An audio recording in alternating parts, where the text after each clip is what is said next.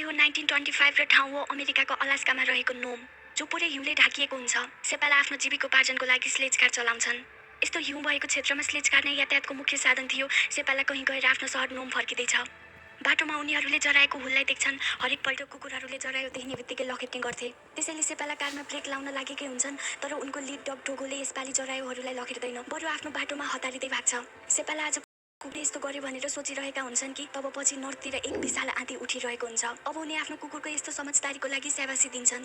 उनी भन्छन् कि तिमीहरूलाई मिठो भोजन र न्यानो बिस्ताराले घरमा कुरिरहेको छ। कुकुरहरू पनि सेपालाको कुरा बुझेझै गरी पुग्छन्।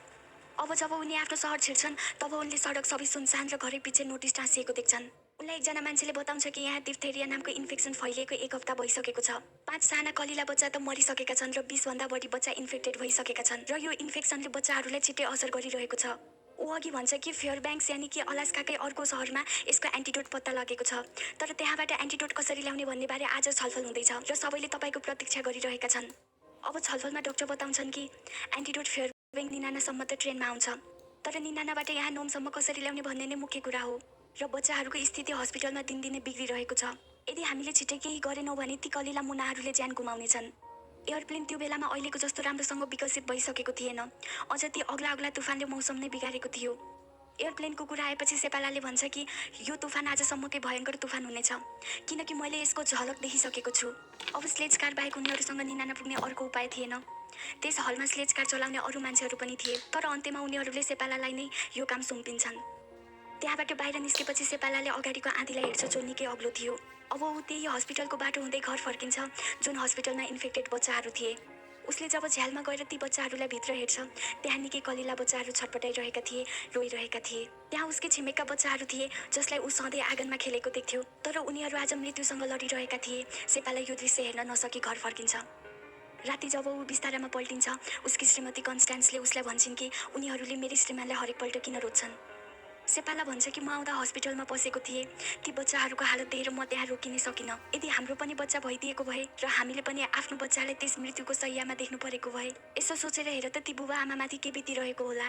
कन्स्ट्यान्स यो कुरा राम्ररी बुझ्छिन्, तर उनी त्यो भयङ्कर आँधी तुफानले गर्दा आफ्नो श्रीमानको लागि चिन्तित थिइन्। छेउबाट उनीहरूको प्यारो कुकुर टोगोले यो कुरा सुनिरहेको हुन्छ। कन्स्ट्यान्स आफ्नो श्रीमानलाई त्यसो भए टोगोलाई नलैजानुस्, किनकि ऊ 12 वर्षको भइसकेको छ र उसको उमेर पनि ढल्किँदैछ भन्छन्। उनी अघि भन्छन् कि तपाईँ टोगोलाई यति धेरै माया गर्नुहुन्छ कि यस यात्रामा उसलाई केही भइहाल्यो भने तपाईँले त्यो पीडा पक्कै सहन सक्नुहुने छैन, र मलाई किन अहिले अङ्गमा उसको अन्तिम समय बिताइरहेछु जस्तो महसुस भइरहेको छ। यो सुनेर सेपाला भन्छ कि यदि म बाहिरको यस्तो हालतमा टोगोलाई नलिकिन गएँ भने यो टोगोको होइन, यो मेरो तिमीसँग अन्तिम समय हुनेछ। यानि कि ऊ आफ्नो श्रीमतीलाई भन्न खोज्दैछ कि टोगो बिना 600 माइल यानि कि लगभग 1000 किलोमिटर यात्रा गर्नु असम्भव छ। खासमा टोगो सेपालाको लिड डग हुन्छ र टोगो निकै फास्ट अनि शक्तिशाली छ। त्योभन्दा पनि बढी टोगोलाई उनीहरू आफ्नो बच्चालाई चाहिँ माया गर्छन् र उसँग उनीहरूको छुट्टै आत्मीयता छ। सेपालालाई थाहा हुन्छ कि यो आँधी तुफानमा 1000 किलोमिटरको बाटोमा टोगोले लिड गरेन भने उनीहरू टाइममा एन्टिडोट लिएर आउन सक्नेवाला थिएनन्। सेपाला आफ्नो कुकुरलाई भन्छ कि ए मेरो टोगो, तिमी माथि नै यी कलिला मुनाहरूको जिम्मेवारी छ। बस एक आखिरी यात्रा तिम्रो नाममा मैले सुम्पेको छु। त्यसपछि सेपाला बिहान हुनु अघि नै त्यो हावाहुरीमा निस्कने तयारी गर्छ। ऊ श्रीमतीलाई भन्छ कि म छिट्टै फर्किनेछु। कन्स्ट्यान्स टोगोलाई गएर भन्छन् कि मेरो प्यारो टोगो, मेरो श्रीमानलाई तिमीले जसरी भए पनि घर लिएर आउनुपर्छ है, र साथमा तिमी पनि सुरक्षित घर आउनु। सायद टोगो पनि उनका कुराहरूलाई बुझिरहेको थियो। सेपाला निस्किनु अघि नै उनी घरभित्र पस्छिन् र ढोका थुनेर रुन्छन्, किनकि यो विदाई एक आखिरी विदाई पनि हुन सक्थ्यो, जसले गर्दा उनको भक्कानो फुटेर आउँछ। सेपाला अब बिहान सहर पुगिसकेको हुन्छ र त्यही बाटो हुँदै निनानाको लागि निस्कन्छ। मानिसहरू घर बाहिर निस्केर सेपाला र उसको कुकुरहरूलाई बिदाई गर्छन्, जो उनीहरूको बच्चाको लागि अमृत समान भ्याक्सिन लिन गइरहेका थिए। अब टोगोले आफ्नो स्पिड बढाइसकेको हुन्छ, मानौ कि उसले पनि ती बच्चाहरूलाई जसरी पनि बचाउँछु भनी दृढता लिएको छ जस्तो। अब उनीहरूको अगाडि एक विशाल तुफान उनीहरूतिर नै अघि बढिरहेको हुन्छ। उनीहरूसँग कुनै चोइस हुँदैन, उनीहरूले यो जसरी भए पनि पार गर्नुपर्ने थियो। टोगो र अरू कुकुरहरूको हिम्मत आँधीले कति पनि डगमगाएको हुँदैन। अब उनीहरू त्यही तुफानमा छिर्छन्। त्यो पार गरेपछि उनीहरू एक हिमाललाई पार गर्नुपर्ने हुन्छ। सेपाला जसोतसो त्यसको चुचुरोमा पुग्छ र त्यहाँ पुगेपछि उसले टोगोलाई भन्छ कि हाम्रो सजिलो बाटो सकिएको छ र अप्ठ्यारो बाटो त अब सुरु हुन्छ। त्यसपछि उनीहरू ठाडे भिरालो बाटो हुँदै झर्छन्। उनीहरू निकै स्पिडमा त्यस भिरबाट झरिरहेका हुन्छन्। अगाडिबाट आएको हिउँको हुलले गर्दा सेपालाले राम्रोसँग अगाडिको बाटो देखिरहेको हुँदैन। तब टोगोले अगाडि बाटो नभई भिर रहेको देख्छ र रोकिन खोज्छ, तर स्पिड बढी भएको कारण उनीहरू रोकिन सक्दैनन्। यो देखेर सेपाला आइस ब्रेक लगाउन खोज्छ, तर त्यो पनि हिउँमा चिप्लिन्छ। अब सेपाला स्लेजबाट उत्रेर आइसेक्स कोप्न खोज्छ, तर ऊ फेरि लड्छ। आखिरीमा सेपालाको आइसेक्सको मद्दतले उनीहरू भिरको टुप्पामा गएर अड्किन्छन्। यदि 1 सेकेन्ड मात्र ढिला भइदिएको भए उनीहरू सबै भिरबाट र भिर पनि आँगे जिरिङ्ग पारिदिने खालको थियो। अब सेपाला टोगोलाई पछाडितिर घुम्न भन्छ। टोगोले कोसिस पनि गर्छ, तर उसको खुट्टा हिउँमा चिप्लिरहेको हुन्छ। तर टोगो जसोतसो घिर्सिँदै चिप्लिँदै माथि आउन सफल हुन्छ र साथीहरूलाई पनि तान्छ। सेपाला गुड डग भन्दै टोगो र अरू कुकुरलाई आवासी दिन्छ र भन्छ कि अर्को पटक म गलत बाटो गएँ भने तिमीहरूले मलाई मजाले गाली गर्नु। सेपालाले देख्छ कि टोगोको खुट्टामा रगत आएको थियो। उसले टोगोलाई तिम्रो खुट्टाको उपचार अगाडि बाटोमा रहेको रोड हाउसमा गर्नुपर्छ भन्छ। अब उनीहरू त्यही तुफानमा अघि बढ्छन् र बाटोमा पर्ने रोड हाउसमा रोकिन्छन्। त्यो हाउस अमिटुक र उसकी श्रीमतीको हुन्छ। उसकी श्रीमतीले टोगोको घाउ सफा गर्छिन् र औषधि लगाइदिन्छन् र भन्छन् कि यस कुकुरको मुटु यसका खुट्टाहरूभन्दा पनि छिटो चलिरहेको छ। अब त्यस रात सेपाला र उसको डग त्यहीँ बिताउँछन्। अब भोलिपल्ट बिहान उज्यालो हुने बित्तिकै सेपाला त्यहाँबाट निस्कने तयारी गर्छ। उसले एक दिन बचाउनको लागि नजिकै रहेको ताल क्रस गर्ने बताउँछ। यो ताल अहिले आइसको कारणले गर्दा जमेको थियो, तर यहाँबाट क्रस गर्नको लागि आफ्नो ज्यानलाई दाउमा लगाउनै पर्थ्यो। सेपालाको यो कुरा सुनेर अमितुकले यसो नगर्न भन्छ, किनकि लेकको जमेको आइस जुनसुकै बेलामा टुट्न सक्थ्यो। तर सेपाला म पहिले पनि क्रस गरेको छु भन्दै निस्कन्छ। अब सेपालाको अगाडि निकै डरलाग्दो एक विशाल जमेको ताल हुन्छ, जसलाई उसले पार नगरी हुँदैन। अब सेपाला अगाडि हेर्छ र टोगोलाई हिँड्नको लागि इसारा गर्छ। उनीहरू त्यस जमेको तालमाथि यात्रा सुरु गर्छन्। ताल मुनिबाट आएको साउन्ड एकदमै भयङ्कर थियो। टोगोका साना साना खुट्टाहरू फटफट फटफट चलिरहेका थिए। उनीहरू होसियारीपूर्वक ताल क्रस गरिरहेका हुन्छन्, तर उनीहरूको वेटले गर्दा तालमा हल्का चिराहरू पर्न थाल्छ। कुकुरहरू चिराहरू देखेर आत्तिन्छन्। अब उनीहरूलाई हिम्मत दिँदै सेपालाले भन्छ कि ए मेरा अटल सेनाहरू, तिमीहरू नआत्तिनु। यसले तिमीहरूको हिम्मतको परीक्षा लिइरहेको छ। तिमीहरू कतै कायर छौ कि भनेर जाँचिरहेको छ। भनिदेऊ यसलाई कि हामी त्यो डरपोक कम्पनीका डग होइनौँ भनेर। हिमालका चुचुरा पार गर्ने हामी नै हौ भने यो त के हो र? यसले आज हामीमाथि फालेका चिराहरूलाई सम्झिनेछ अनि तिम्रो यो साहसलाई सलाम ठोक्नेछ अनि तिम्रो नाम यसको मानसपटलमा नमेटिने गरी लेखिनेछन्। ए मेरा सेनाहरू, ए मेरा च्याम्पियनहरू, ती कलिला बच्चाहरूको प्राण तिम्रो हातमा छ। ती बच्चा जोसँग तिमी खेल्थ्यौ, जसका कलिला हातले तिमीलाई सुमसुम्याउँथे, आज तिनीहरू मृत्युको मुखमा छन्।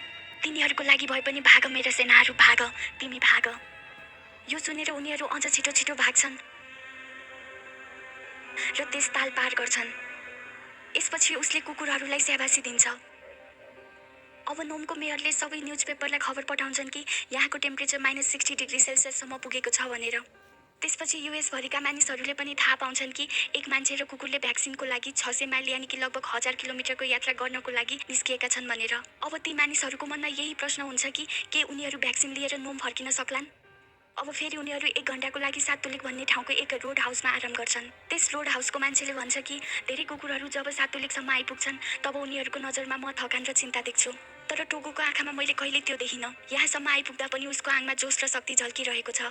अब सेपालाले त्यस मान्छेलाई भन्छ कि जब टोगो सानो थियो मैले 2 पटकसम्म उसबाट छुटकारा पाउन खोजेको थिएँ, तर दुवै पटक यो मसँग फर्केर आएको थियो। अब कहानी पुरै फ्ल्यासब्याकमा जान्छ, यानि कि 12 सेपालाको घरमा एक डगले जन्म लिन्छ। ऊ निकै कमजोर र बिरामी हुन्छ। सेपालाकी श्रीमती कन्स्टान्स त्यस डगलाई निकै माया गर्थिन्, तर सेपालालाई लाग्थ्यो कि यो कुकुर बाँचे पनि कमजोर।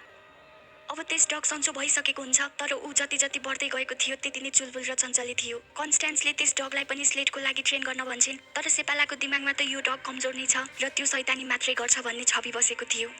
किनकि हरेक पटक जब ऊ त्यस डगलाई क्यानलमा थुन्थ्यो, हरेक पटक नै ऊ खाल्डो बनाएर बाहिर निस्कन्थ्यो। उसको हरकतले सेपालालाई लाग्थ्यो कि ऊ कहिले पनि स्लेट डग बन्न सक्दैन, किनकि स्लेट डग निकै अनुशासित हुन्छन् भन्ने उसलाई लाग्छ। अब ऊ भिक्टर नामको मान्छेलाई त्यस डग दिन लागेको बताउँछ, तर यो सुनेर कन्स्टान्स दुखी हुन्छन्। भोलिपल्ट जब भिक्टरले त्यस कुकुरलाई लान्छ, कन्स्टान्सको मुटु नै चुडिएला जस्तो हुन्छ। तर अर्को दिन जब उनीहरू घरको छत रिपेयर गरिरहेका हुन्छन्, तब भिक्टरले त्यस कुकुरलाई उसको शैतानी धेरै भएको भन्दै फिर्ता ल्याउँछ। ऊ आएको देखेर कन्स्टान्स फेरि खुसी हुन्छन्। अब जब समरमा सेपाला आफ्नो कुकुरहरूलाई ट्रेन गर्नको लागि लान्छ, त्यो चुलबुले कुकुर पनि क्यानलको छेउमा खाल्डो बनाएर निस्कन्छ र सेपाला गएको ठाउँतिरै भाग्छ। यो यति सानो भए पनि यति छिटो भाग्थ्यो कि एक ठाउँमा गएर उसले उनीहरूलाई भेट्टाउँछ र फेरि आफ्नो शैतानी सुरु गर्छ। उसले ती ठुला कुकुरहरूलाई पनि जिस्काउँछ। अझ अर्को कुरा त उसले आफूभन्दा 15 गुणा ठुला जरायुहरूलाई पनि छोड्दैन र लखेट्छ, जसले गर्दा स्लेज काट्ने डिसब्यालेन्स भई खोलामा पल्टिन्छ। यस कुराले त सेपालालाई निकै रिस उठ्छ र भोलिपल्ट चाहिँ उसलाई थुन्नको लागि उसले स्टोर रुम रोज्छ, किनकि क्यानलबाट त ऊ खाल्डो बनाएर भागिहाल्थ्यो। अब ऊ त्यस कुकुरलाई त्यस स्टोर रुममा चुक्कु लगाएर थुन्छ र फेरि आफ्नो कुकुरहरूलाई ट्रेन गर्न लान्छ। अब यता यसले स्टोरभित्र बुझिसकेको छ कि यहाँबाट खाल्डो बनाएर त पक्कै भाग्न सकिन्न। त्यसैले ऊ एक प्वालको खोजी गर्छ र माथि चिम्नीको पाइपको प्वाल देख्छ।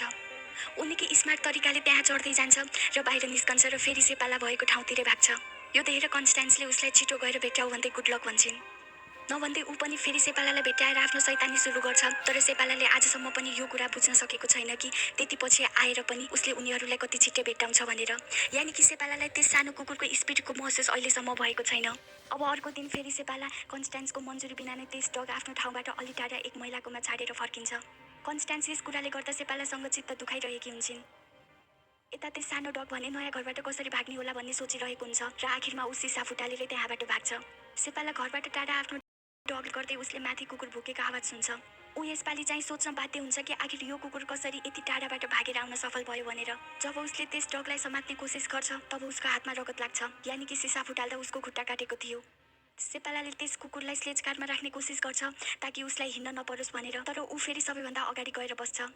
यहाँ सेपालाले बल्ल बुझ्छ कि त्यस डग पनि स्लेटको एक हिस्सा बन्न चाहन्थ्यो भनेर, त्यसैले उसले त्यसलाई लास्ट रोमा ल्याएर बाँधिदिन्छ। साइडको कुकुरले उसलाई खाला जस्तै गर्छ, तर त्यसले उसलाई चाटेर फकाइहाल्छ। सेपालाले देख्छ कि यो निकै स्मार्ट पनि छ भनेर। अब जब उनीहरू त्यहाँबाट हिँड्छन् तब सेपालाले देख्छ कि त्यस सानो डग आफ्नो जोडीभन्दा पनि छिटो भागिरहेको थियो। यो देखेर सेपालाले उसलाई अझ अघिल्लो रोमा सार्छ।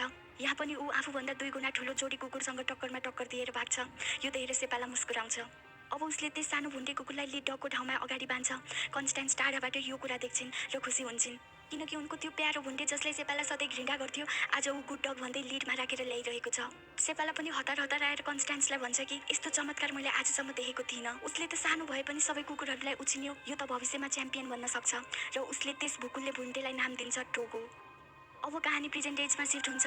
सेपाला नोमबाट निनानाको लागि छुटेको 16 घण्टा भइसकेको छ। अब नोमको मेयरले एक मिटिङ बोलाउँछ र भन्छ कि निनानाको गभर्नरले निनानाबाट सेरम यानि कि भ्याक्सिन साक्तुलिकसम्म विभिन्न रिले डग टोली मार्फत पठाउने निर्णय गरेको छ ताकि सेपालालाई निनानासम्म पुग्परोस् भनेर।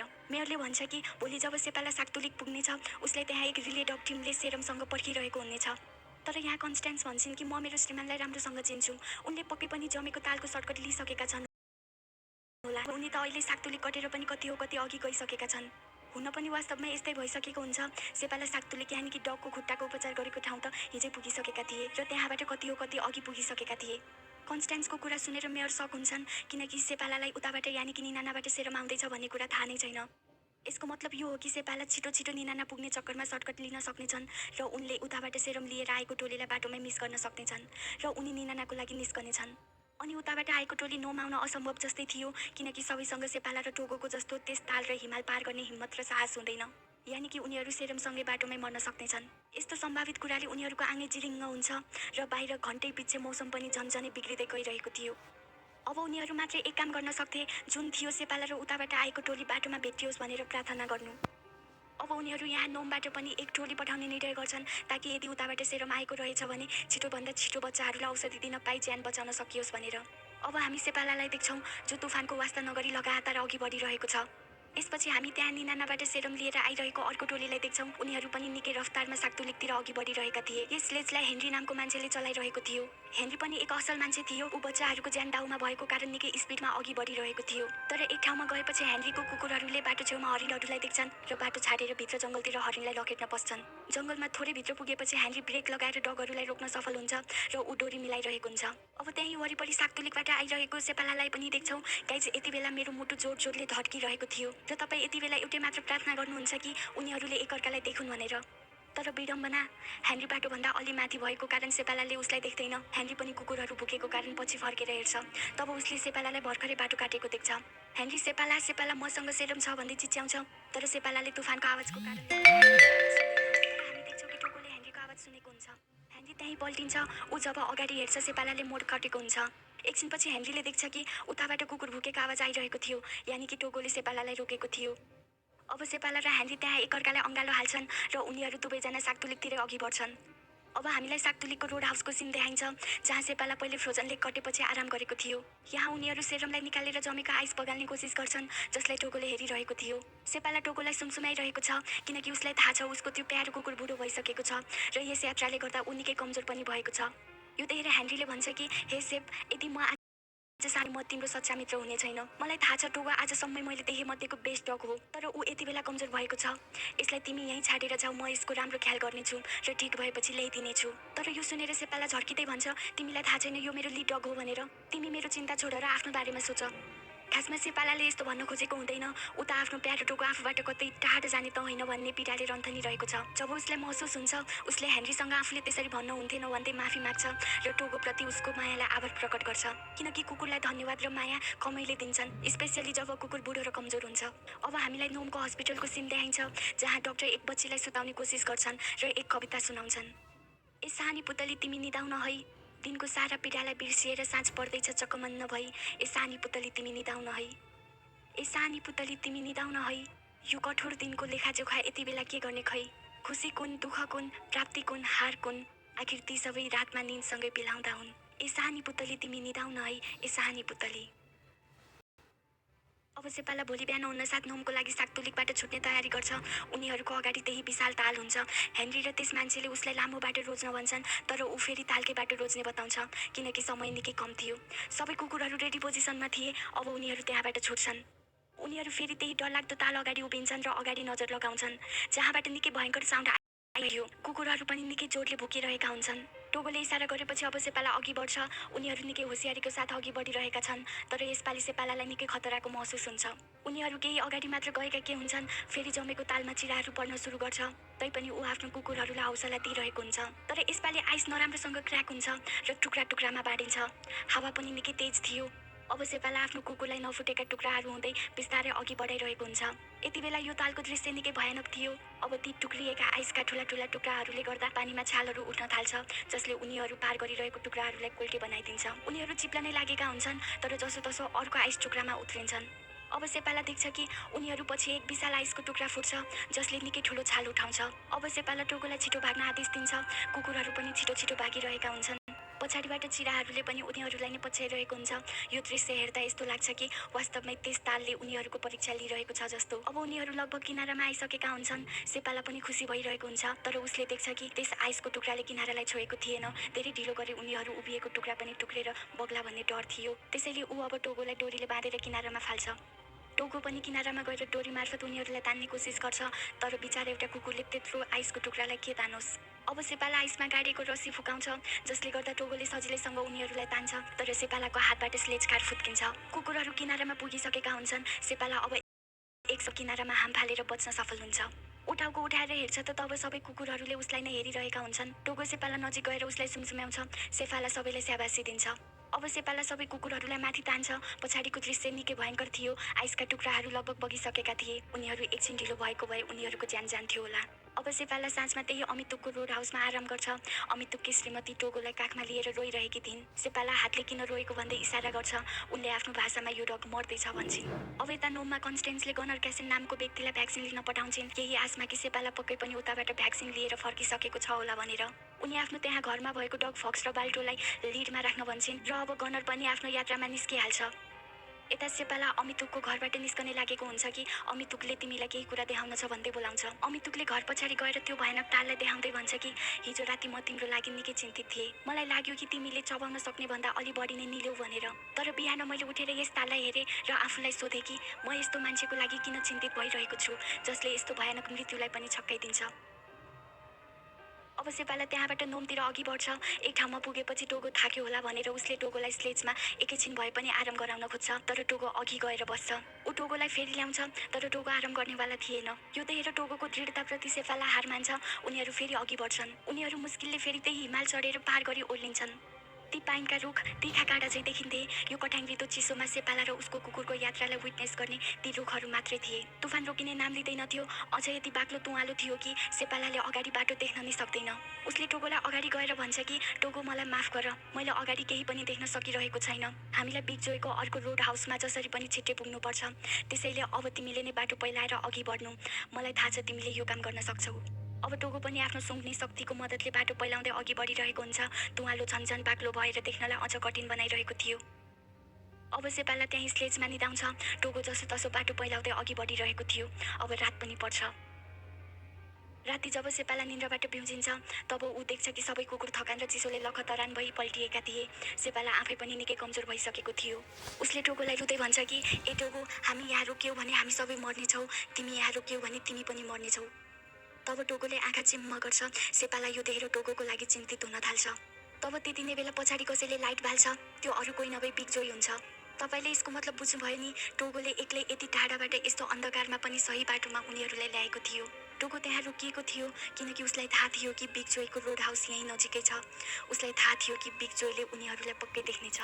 यो देखेर, यो बुझेर सेपालाका आँखाबाट खुसीका आँसु झर्छन्। ऊ भन्छ कि तिमी लाखौँमा एक छौ टोगो, तिमी लाखौँमा एक हौ। अब सेपाला टोगोलाई आफ्नो काखमा लिएर बिगजोईको न्यानो रोड हाउसमा छिर्छ। बिगजोईले सेपालालाई भन्छ कि तिम्रो रेस अब सकियो सेपाला। त्यसपछि अब चार्ली नामको अर्को मान्छेले सेरम अगाडि नोमतिर पास गर्नको लागि आफ्नो कुकुर लिएर निस्कन्छ। अब हामी देख्छौँ कि चार्लीले अर्को रोड हाउसमा गर्न जो सेरम लिनको लागि नोमबाट निस्किएको थियो। यता बिगजोईको रोड हाउसमा आफ्नो कुकुरहरूसँग आराम गरिरहेको सेपालाको टोगोको एक खुट्टा हिउँले गर्दा कमजोर भएको थियो। टोगो एक खुट्टा खुम्च्याउँदै सेपाला नजिक आउँछ। अब सेपाला आफ्नो टोगोलाई च्यापेर सुत्छ। अब यता गनरले बिहानसम्म नोममा भ्याक्सिन पुर्याउँछ। उनीहरू हतार हतार सबै भ्याक्सिन बच्चाहरूलाई दिन्छन्। अब हस्पिटलमा मेयरको नजिकैबाट एक रिपोर्टर पास हुन्छ र गनरलाई भन्छ कि सर, रेकर्डको लागि तपाईँ र तपाईँको डगको नाम दिनुहोस् न। यसरी अब त्यस रिपोर्टरले नोमको सेभियर भनेर पत्रिकामा छाप्नको लागि बाल्टोको फोटो खिच्छ। मेयर यो सब देखिरहेका हुन्छन्। उनलाई यो देखेर दुःख लाग्छ किनकि नोमको रियल सेभियर डग त अर्कै छ जो अहिलेसम्म नोम फर्केको छैन। अब हस्पिटलमा ती सबै इन्फेक्टेड बच्चाहरू निको भइसकेका हुन्छन्। डाक्टर बच्चाहरू हाँसेको खेलेको देखेर खुसी हुन्छन्।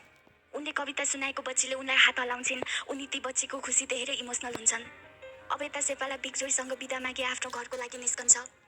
साँझ जब कन्स्ट्यान्स कुकुर भुकेको आवाजले झ्यालबाट हेर्छिन् तब उनी सेपालालाई घर आएको देख्छिन्। पहिले आफ्नो बेडमा डगाएको कति पनि नरुचाउने सेपाला आफ्नो घाइते टोगोलाई बिस्तारामा सुताउँछ। जब सेपाला बिहान उठ्छ, कन्स्ट्यान्स टोगोलाई काखमा सुताइरहेकी थिइन्। उनी बताउँछिन् कि न्युजपेपरमा यो सबैको श्रेय बाल्टो र गनरले पाइरहेका छन्। मान्छेले यो सोचिरहेका छन् कि सेरम लिन गएको एक मान्छे र लिड डग गनर र बाल्टो थिए भनेर। सेपालालाई यो सबको कुनै मतलब थिएन। ऊ नामको लोभी थिएन। ऊ त बच्चाहरू बचेकोमा खुसी थियो। बस यही पीडा थियो कि उसको प्यारो कुकुर बिरामी भएको छ। तर नोममा असली हिरो को हो भन्ने थाहा पाएका मान्छेले टोगो र सेपालालाई भेट्न आइरहेका हुन्छन्। आफ्नो बच्चाहरूलाई बचाएकोमा आभार प्रकट गरिरहेका हुन्छन्। साँझमा एक बच्ची टोगोलाई भेट्न आउँछिन् जसले उनको ज्यान बचाएको थियो। उनको पिताले आफ्नै प्राणभन्दा प्यारी छोरीको ज्यान बचाएकोमा सेपालालाई धन्यवाद भन्छन्। बिरामी टोगोलाई देखेर त्यस बच्चीले सेपालासँग सोध्छिन् कि अङ्कल, के टोगो मर्दैछ? यो सुनेर सेपाला बाहिर निस्कन्छ। कन्स्ट्यान्स बाहिर निस्केर उनी सानी बच्ची हुन्, उनको मतलब त्यस्तो थिएन भन्छन्। सेपाला भन्छ कि मलाई थाहा छ, तर उनले जे भनिन् सत्य भनिन्। तिमीले देख्यौ नि मेरो टोगोको खुट्टा के भएको छ। तिमीलाई राम्रोसँग थाहा छ कि यस्तो भयो भने कुकुरहरू के हुन्छन् भनेर। सेपाला मुटुमाथि ढुङ्गा राखेर भन्छ कि यदि उसलाई केही भयो भने म त सहनै सक्ने छैन कन्स्ट्यान्स। अब कन्स्ट्यान्स आखिर के भनेर उसलाई सम्झाउन्। अब केही दिनपछिको समय देखाइन्छ। सेपाला आफ्नो दैनिकीमा फर्किसकेको हुन्छ। ऊ आज आफ्नो काममा जाँदैछ। टोगो उसलाई पछ्याइरहेको छ। सायद उसले भन्दैछ कि मलाई पनि लैजाऊ न। तर सेपालाले उसलाई भन्छ कि मलाई माफ गर, म तिमीलाई लान सक्दिनँ, तर म छिट्टै फर्किनेछु। टोगो सेपाला गएको देखेर दुखी हुन्छ। बाहिर सेपाला स्लेजको लागि आफ्नो अरू कुकुरहरूलाई तयार गरिरहेको हुन्छ। अरू कुकुरहरू पनि भुकिरहेका हुन्छन्, मानौ कि उनीहरू टोगो कहाँ छ, किन आएन भनेर सोधिरहेका छन्। ऊ उनीहरूलाई चुप लाग्न भन्छ। अब सेपाला कामको लागि निस्कन्छ। टोगो भित्र झ्याट सेपाला गएको देखेर दुखी हुँदै भुकिरहेको हुन्छ। सेपाला निस्किएको त हुन्छ, तर ऊ टोगो बिना सुन्ने महसुस गरिरहेको छ। टोगोको अनुपस्थिति उसलाई खिन्न लागिरहेको छ, किन उसलाई आजभन्दा 10 वर्ष अघि फर्किए जस्तो महसुस भइरहेको छ। यता टोगोलाई पनि घरभित्र सही नसक्नुहुन्छ। उसलाई थाहा छ कि सेपाला बिना त ऊ एक पल पनि बस्न सक्दैन। ऊ अब घरको ढोका आफै खोलेर सेपाला गएतिर भाग्छ। यो देखेर कन्स्ट्यान्स पनि हतार हतार निस्कन्छन्। टोगो आफ्नो एक खुट्टा खुम्च्याउँदै भए पनि भागिरहेको हुन्छ, तर केही अघि गएपछि उसले त्यो खुट्टाको पर्वाह गर्दैन। ऊ अब चारै खुट्टाले टेकी तेजसँग भाग्न थाल्छ। कन्स्ट्यान्स टोगो भन्दै पछिबाट चिच्याउँछिन्, तर ऊ रोकिनेवाला थिएन। सेपाला अघि बढ्दै जाँदा ती दिनहरू याद गर्छ जब ऊ टोगोलाई घरमा थुनेर आफू काममा जाने गर्थ्यो, अनि टोगो कसरी उसलाई हरेकपल्ट भेट्टाउन आउँथ्यो भनेर। कन्स्ट्यान्स चिच्याएको आवाज सुनेर जब सेपाला पछि हेर्छ अनि रोकिन्छ। ऊ टोगो भागेको देखेर अचम्म पर्छ। उसलाई ती टोगोका सानाकै यादहरू हुरुक्कै भएर आउँछन्। ऊ टोगोलाई अँगाल्छ, उसका आँखा रसाउँछन्।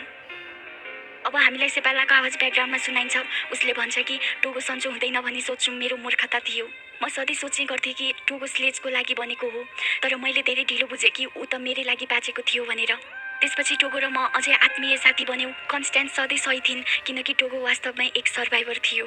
टोगोले त्यसपछि नयाँ जिम्मेवारी पाएको थियो, त्यो थियो एक पिताको। दुनियाँले बाल्टोको जित सेलिब्रेट गर्दै गर्दा यता टोगोले आफ्ना पप्पीहरूसँग माया साटिरहेको थियो। विश्वभरबाट स्लेज कार चलाउने मजरहरू टोगोको ब्रिडलाई लिन आउँथे र पछि यो ब्रिड सेपाला साइबेरियनको नामले संसारभर प्रख्यात भयो। सेपाला बताउँछन् कि टोगोले डिसेम्बरमा बिहिबारको दिन हामीलाई छोडेर गयो। आज पनि सेपाला त्यही बाटो हुँदै स्लेज कार चलाउँछन् र आज पनि त्यहाँ उनले टोगोको उपस्थितिलाई महसुस गर्छन्। उसको मालिकको ज्यान कैयौँपल्ट बचाएको थियो, या अझ भनौँ जो आफ्नो मालिकको प्राण बनेको थियो र सधैँ बनिरहनेछ सेपाला रहेसम्म, अलास्का रहेसम्म, ती गोरेटाहरू रहेसम्म। साथीहरू, सन् 1925को सेरम रनमा 20 स्लेज टिमले भाग लिएका थिए, जसमा 19 टिम मध्ये हरेक टिमले लगभग 31 माइल भागेका थिए भने त्यो बाँकी भएको एक टिमले चाहिँ 264 माइल यात्रा गरेको थियो र त्यो टिम सेपालाको टिम थियो जसलाई टोगोले लिड गरेको थियो। त्यति बेला न्युयोर्कको सेन्ट्रल पार्कमा त्यस सेरम रनको सम्झनामा बाल्टोको मूर्ति स्थापना गरिएको थियो र सन् 2011मा टाइम म्यागजिनले टोगोलाई आजसम्मकै हिरोइक एनिमल भनी नाम दिएको थियो। Hey guys, thank you so much for watching. यस्तै कहानीको लागि